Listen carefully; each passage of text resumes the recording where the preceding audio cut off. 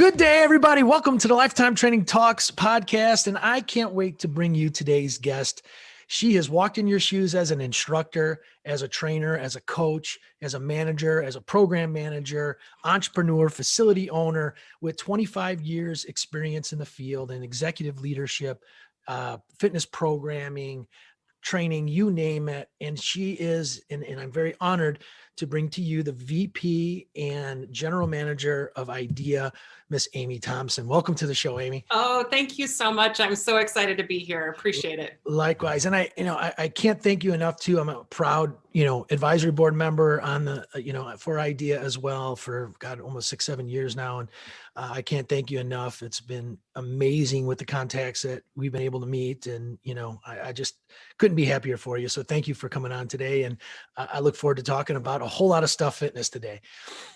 Yeah, that's great. And I think we first met through IDEA. So it's perfectly suited that now I'm working here and you're serving on the committee because, exactly. We worked in similar roles and IDEA was what brought us together in the networking. Absolutely. And today is, it's about your journey, but it's also about bringing more awareness to, the benefits of things like we just talked about, and how IDEA brings people together and really expands your network and, so much more education and so on. So, I would love for you to spend a little time, talking about that journey. I mean, from collegiate sports to pro sports to a family in pro sports, I think it's important for them to understand where you came from to, how you got here today. Cause that's, part of the main reason for the show is to help people understand within our industry, whether you're at Lifetime or not, what careers can be made that I always say that you can retire from in this industry. So I'd love you to share your story. Oh, I'd love to. Thank you. So I'm one of 10 children, and usually that blows people's minds, but 3 of my brothers played football in the NFL, and they are my younger brothers. So I was the older sister pioneering and setting a path for them to follow. But I'm almost 6 foot tall, and back in the 90s when I was coming out of high school, I realized that was, I gravitated towards sport. It was where I could thrive. And it was my meal ticket to get out of the house so I could finally have my own bedroom, right? So I earned a scholarship to junior college to play. I played 3 sports in junior college. I was playing track and field as well, competing there. And then eventually went on to play Division I basketball and volleyball. And at that time at my university, there was not a program for kinesiology. We didn't have a lot of the career paths as options to me that we have today, but we did have a strong PE and health program. So I graduated with a degree to become a PE and health teacher. I minored in athletic training and really wanted to eventually become a basketball coach and tape ankles and be a mom and have babies. And that was my plan. But upon coming out of college, I started working as an assistant strength and conditioning coach at my own university with my own peers. And at the same time, I was bartending, going to massage therapy school, and I became a personal trainer at an all women's club down the street. That's called a hustler. Yes, that's the hustle. I've always been a hustler. So at that time, though, the contrast of those 2 training experiences, working with the athletes who I was one, so I'm saying this about myself, but I found them maybe more entitled and a little more spoiled than the women that I got to work with who, I was changing lives. I showed up and they wanted to be there. They were so eager. And I just felt the impact of what we were doing in that club. And it really took me on a path to work in health clubs from there forward. Wow. And what clubs were you at again? At the Women's Club in Chantilly, Virginia. And I was at George Mason University that was where I played sports and was an assistant strength coach. Got it. Yeah. So then, as time went on, you pretty much did everything, right? You Yes. trained, you coached, you general managed, how did you see those transitions occur? Because, in our industry, so often you get pushed into that if you do well as a trainer, and sometimes that works out and sometimes that doesn't. But how did you make sure that it worked out, and what did you learn along the way? Yeah, so I moved to California and started a premier club here in California, the Sporting Club at Aventine. And we really had a strong personal training program. I came right in, I was able to build a full-time clientele, and I was working shoulder to shoulder with absolute rock stars in the industry. Jorge Cruz, John Gary, Keita Pelly. These are people who are still a legacy in the industry, and they were my peers. So Wow. it was fun. It was challenging. I was always looking for opportunities in the club to bring my passion into my work. And so we had an available basketball court. So I started a basketball league, and we actually ended up starting the National Women's Basketball League out of that health club because it was a passion of mine. And I was trying to find things that I wanted to do that would fill my time and help earn more money. Again, hustling, I guess you'd call it. So those were what I was doing to generate income and supplement my personal training one-on-one sessions. But at one point, a personal training manager position opened up, and I was tapped by my manager at the time to at least consider the opportunity and think about it. And to that point, I hadn't really thought about leadership or management. It was, I was happy building my clientele and running the basketball leagues, et cetera. But I did take that leap. I applied, I got the position. I moved from working with my peers to leading my peers. And that was really a pivotal point in my career, because I started to see that I was going to be able to have so much more impact on changing the lives of people by working with all of those talented trainers and the hundreds of clients they could reach. Wow. That's fantastic. And so, as you moved on, we kind of fast forward, and the gap between there, and then I know that, several years ago, you became the idea. What I forget the exact title, and I don't want to butcher it, if you wouldn't mind. Yeah. It's the fitness leader of the year. Yeah, fitness leader of the year. And that was right before the sale, right? Yes. Of all of that happening. And then, how did that impact your career? And let's talk about that, because it's coming up here soon too. Yes. Yeah. So the IDEA Award, so living in San Diego, it's the home of IDEA. So I was exposed to IDEA upon moving here in 1997. They were just down the street. I started applying to speak at the events. I would attend every event. In fact, I've attended every IDEA World Convention except the 2 years my babies were born. I started to, at one point, put my name in the hat for the award. And if you've gone through the process, the awards are very extensive. And these are not the types of awards where you put it on your social media and see how many votes you can get. These are awards that are voted on by your peers in the industry and the best in the business. So I would take that template, that application, and I would use it to guide and steer my career. And if I was weak in an area when I was filling that out, then I would use the next year to work on that area. Well, if the industry's best are doing this, why am I not doing that? So I really kind of used it as a template. But yes, the award, the Fitness Leader of the Award, I had applied, I think 9 times in 25 years, and had been a finalist several times. But it is near and dear to my heart. And now running the company, of course, is definitely a pinnacle in my career. Yep. And again, goes back to that grit, resilience, keep going and going after something that you want, which is fantastic and which is needed in any industry, let alone this one. So, going through, we've all had our ups and downs. Nobody's trajectory in their career goes like this and without any dips. What would you say was one of the more difficult things, one or two, or, that you had to overcome to get to where you are today, pretty much running one of the largest education resources, in the world? Yeah, well, it wasn't an easy path, and I appreciate you giving me an opportunity to share some of the failures, because I do believe you learn through the failures. So between the time I had moved to San Diego and took that first leadership job, I worked with several different companies, and I've run personal training and group X for 2 large company club chains. And I learned a great deal during that time.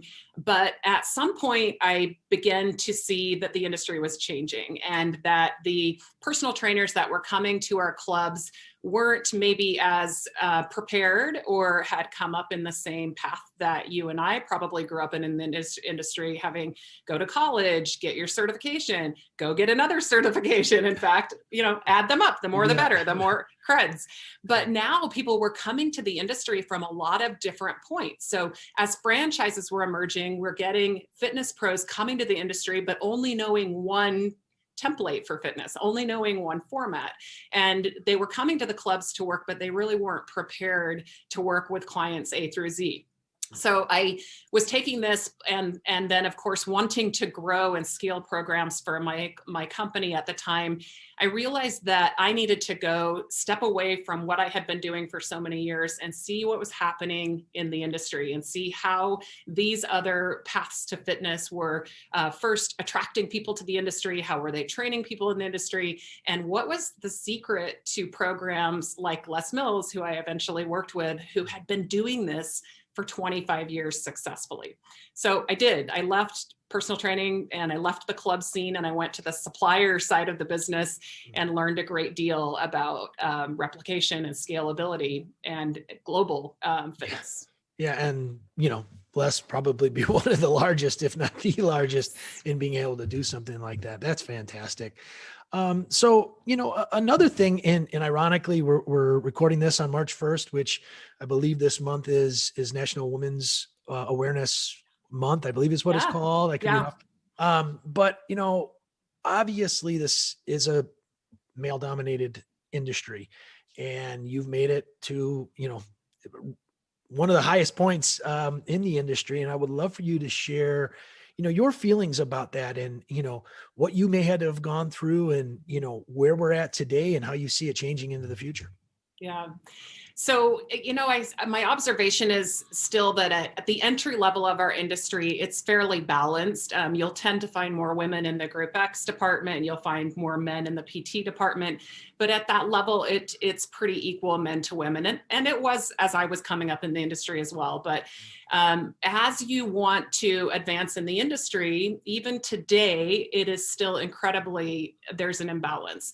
So just 2 years ago, I was at a company event. There's a room of 100 CEOs and owners. There are 0 persons of color, and there are 2 women in the entire room. So to me, that's evidence of where we still are today and some of the challenges that we have. But, when you're growing up and having these challenges and trying to fight for everything you get in the industry, you may not exactly realize that there are these inequities. But looking back, I kind of think about it the same way I think about playing basketball against men. It's that it's hard to get a fair game. They're either going to play so hard and aggressive and flagrant that there's no chance you're going to score on them, or they're going to be so hands off and not want to touch you, or play so soft because they're scared they're going to hurt your feelings. And so I use that analogy, thinking about growing through the levels into senior executive leadership, and how many elbows I had to throw and how I had to earn respect by, not only getting a seat at the table, but by giving other women a seat at the table. And, still I had to have a male ally in the room at the table who would, give me that, validation or validify what I was saying a lot of times in my career. So I think back to those examples, and I hope it's getting better for women now that we're learning and growing and providing more opportunity, and more females like me are in seats like we are to empower future leaders. But I would just offer to your female listeners and also to your male listeners is that, I had to find my own space. I did have to keep achieving and really learning what my superpowers were and how to use them to my advantage in business.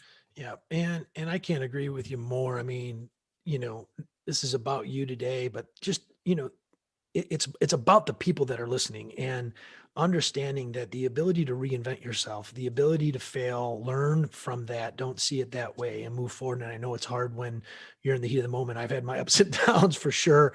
And really, something that our CEO always used to ask me, and I never really hit me, was, what do you love, Jason? What do you love? And, really taking the time to figure that thing out, because when you find it, it's just like, you're not working a day in your life. You are just moving forward and loving life, and bigger than, I got into this industry because I want to help people. Yeah, everybody does, but go a little bit deeper. Well, that's fantastic.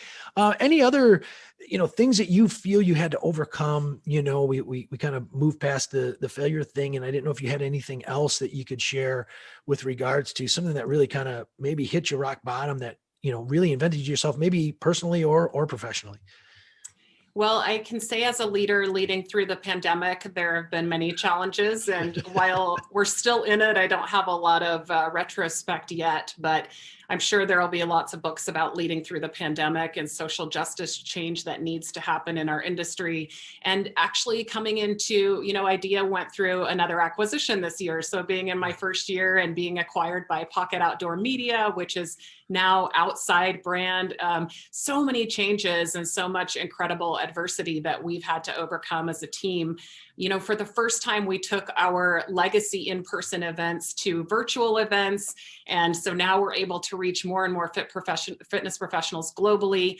We are doing events in China and in Korea, and, just so many challenges that come with that. But again, like you said, if knowing that your passion is to create impact and inspire the world to fitness, then you just keep digging in and you keep that grit and you keep finding ways to make it work or to adapt or to evolve.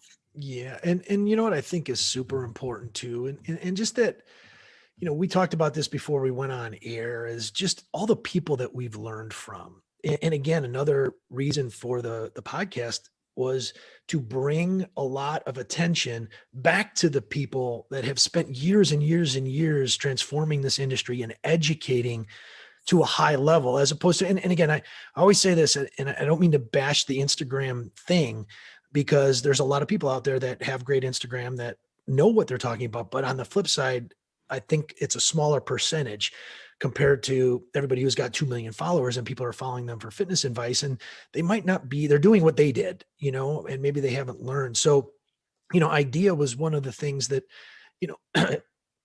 helped me identify who some of these people are, as well as mentors that I've had that introduced me to the Paul Checks and the Purvises and the Greg Roscoffs and all these different people, Gary Grays. So I'd love to hear from you, who were those early influencers in your life? And then, let's transition that right into some of those people you're able to rub shoulders with right now because they're speaking at IDEA. Yeah. Well, so I first certified back to, I guess, 1995 when I came out of college. I certified with NSPA, which I don't even know if they exist anymore, but John Philbin started a certification company. And then I got certified with both of his certifications, the entry-level personal trainer and then CS, I believe it was, certified conditioning strength specialist or conditioning strength coach. Then I moved to California and I got to be a proctor for that exam because they were still doing exams in person. So you had to do a written exam and you had to do a practical exam in person in order to become a personal trainer. And that was John Philbin's company. So later I did get certified with Paul Check. He's a legend here in San Diego and actually had belonged to the club that I first worked at. And then I now keep my certification. I maintain my health coach certification through ACE because I found, as I'm not actively training today, but I still find that trainers need that behavior modification and really, broadening their expertise to help their clients more meaningfully. So the ACE health coach has been important to me. But now it's phenomenal. Again, having attended IDEA for all those years, I feel like these legends in the industry, I feel like they're my brothers and sisters. Like we would only see each other once a year sometimes, but we grew up together. We didn't have social media and we didn't have a lot of ways to stay connected between live events.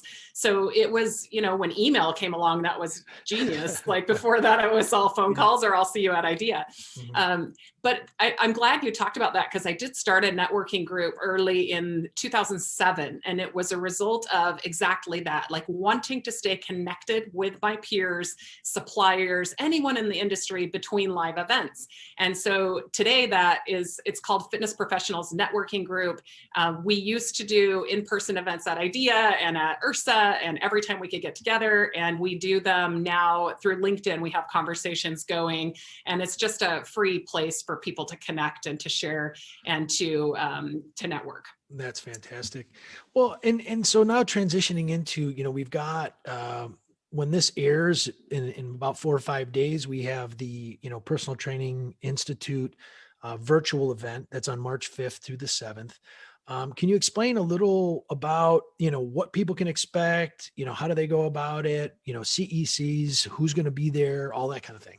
I'd love to. So Idea Personal Trainer Institute was, this is its first year of being virtual. Last year, we did the event, we came home and got locked down for the pandemic. So this event is typically held in Alexandria, Virginia. It really attracts the veteran personal trainer. So there are things for a group instructor, there are things for an entry-level trainer, but this event really attracts seasoned veteran personal trainers, as well as business owners, studio owners who are coming to learn from the best. So you will find content that is focused around the trainers, the personal trainer's career. There are CECs. So when you attend the event, you'll get your CECs. And in the virtual environment, you get to the beauty of popping between room to room. So, at a live event, you're scared to get up and leave if you don't like it. But in the virtual event, you can pop around and listen to all of them, which is kind of cool. And so that event is Saturday and Sunday, March 6th and 7th. And we have pre-cons on Friday the 5th, if you are interested in the pre-cons. And I have extended a discount code to all of your audience. So if you jump in and register, I think it saves you a nice $20, which helps. Everything helps, especially this year. Yeah. That's awesome. And can you name a couple of the people that, they would, they're able to see? I know we'll have links in the story notes or in the podcast notes, but I think just knowing that, and I know that when this airs the next day, I've got Pete Holman, who I know is going to be there as well. And his podcast is going to release, but he's, I know, one that's going to, be there as well. Yeah, so Pete Holman, we have Petra Kolber, we have Katrina Pilkington, who's relatively new on the scene, that Idea introduced last summer. A couple other newcomers. We really have been trying to broaden our audience of our presenters, our faculty. We've got Fabio Camana, we've got, let me think, Dan McDonough, who else? The list goes on. I'm sorry if I haven't mentioned your name, but it can go on and on and on and on. Yes, for sure. Cool. All right. And then, then the Big Daddy comes in, and again, anybody we'll have the notes, so you could sign up, click the links, and you'll be able to get access to that, which is fantastic. But then the Mac Daddy, the Big Daddy, is the Ideal World Convention, which this year again is virtual. And that's on July 8th through the 11th. And that's when the awards come. Can you explain, what that's about, and, how to get involved in that one as well? Yeah. So this event, so we did do it virtual last year. The in-person event has about 335 presenters compared to, sessions compared to a virtual event has, I think we're coming with 65 sessions this summer. So you're going to get 3 full days of education. We have content that is catered toward club and studio owners. We have content catered toward nutrition and behavior change, and then the content for personal training and group instruction. So there is something for everyone. There is an expo where you can virtually take advantage of a lot of discounts and perks, and you can meet with suppliers and vendors and learn about everything that's new in the industry. The networking, we found lots of ways to keep the powerful networking going in a virtual capacity with happy hours and get-togethers. And then, like I said, just the best of the best in the industry by way of presenters will be there providing education. And, given the last 12 months that we've had, a lot of our content is really to help you think about your business differently and take advantage of the opportunities that have presented themselves for us to truly reach more people and try to get more people moving and, help them with the mental health challenges that are going to come from this and everything we need to be successful in 2021 and beyond. Well, and, it's again, another theme that I try to keep within the, these podcasts, especially for the younger listeners, or even maybe some of the people who've been at it for a while. When I say younger, I don't mean in age, I just mean in the industry, in that, if you're not where you need to be or where you want to be in your career, you mentioned behavior modification, you mentioned mental health. And I always say that, when we, in the 90s, 80s, when you were a trainer, you were a bodybuilder. And, and then all of a sudden guys like Paul Chek, Gary Gray, Mike Clark, these guys who are all, physical therapy types or physical therapists. And, we started to do corrective exercise. And then after we did corrective exercise, then it started to get into more nutrition, and you could do a lot more than what was told to us back in the day that you couldn't say anything is in nutrition.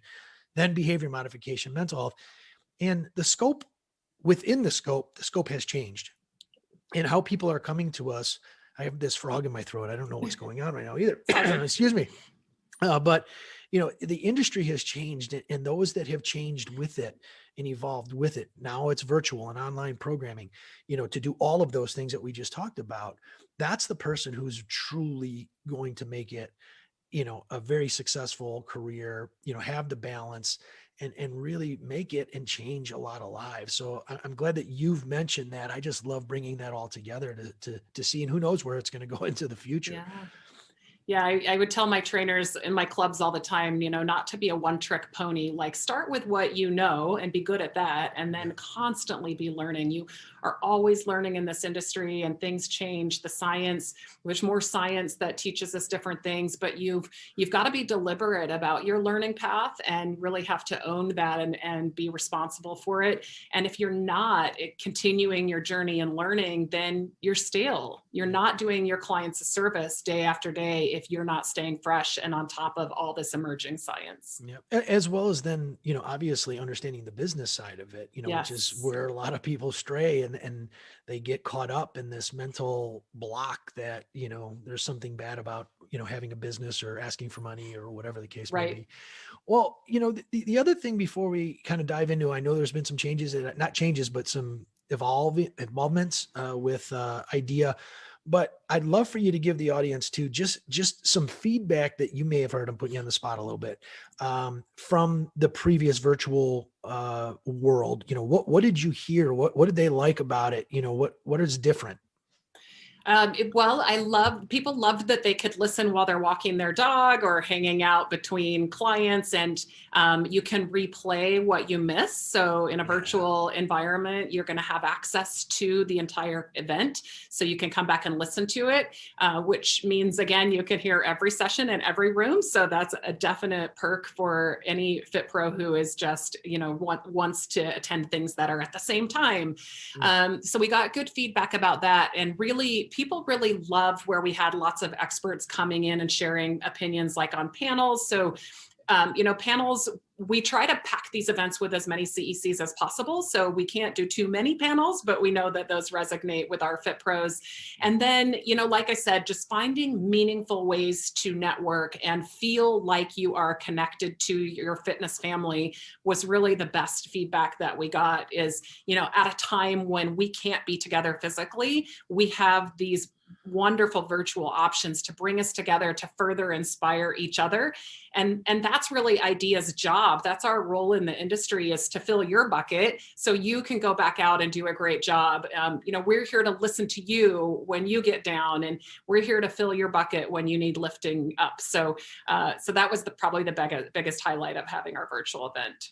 That's fantastic. So, to round it out, and God, this has been great, and really appreciate you explaining all this, to the listeners, and hopefully they all take advantage of it.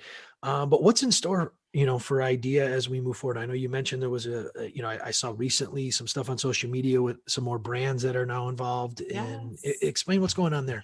Yeah, so for those of you who aren't familiar with IDEA Health and Fitness, we are an association. We are in our 39th year of business, and we really are not only an event company, we are a continuing education company, we're a media company. So we are a membership-based company, and our members have access to unlimited CECs that some of them are from these conferences. Some of them, we put these presenters in studio and bring you courses and CECs and continuing education. But we also have 5 publications that are trade association literature magazines. So IDEA fitness journals are best known, but we have a business journal, we have a nutrition journal, and these are publications that our members have access to. And then we have a community of 275,000 Fit Pros across 80 countries. So we really are a large entity, but our mission is to inspire the world to fitness, as I said. So we were acquired by a larger media company that is now called Outside, and it includes trusted brands like Outside Magazine, like Ski Magazine, like Yoga Journal, Oxygen Magazine, Muscle and Performance. So our Backpacker, and the list goes on about, these are all active lifestyle brands that are perfectly suited for our fit pros to be in front of. So that's how these brands all come together, as we all serve the active enthusiast and pros. So That's fantastic. Well, I can't thank you enough for being on again and, letting people know and trying to, get this word out and sharing your story of, how you've gone from basically college trainer all the way through to where you are today. And that's a super inspiring story, by itself, let alone, overcoming the whole challenge of, doing it as a female as well. So congratulations to you, Amy. Anything else that you want to share with the audience before we leave? Just lastly, I would love to say, I was a member at the Centennial, Colorado location, and many of my colleagues are GMs at Lifetime. So bravo to your brand, to your clubs. My family loved it. It was our retreat. We swam there, we ate there, we trained there. So you guys are doing a really, really great job. And I just wanted to say congratulations. Thank you. Thank you so much, Amy. And it's been a blast, and I can't wait to jump in this weekend and, get into the ideal world, and honestly can't wait till we get back to that live deal, hopefully in 2022. So thank you so much, Amy. You're welcome. Thank you.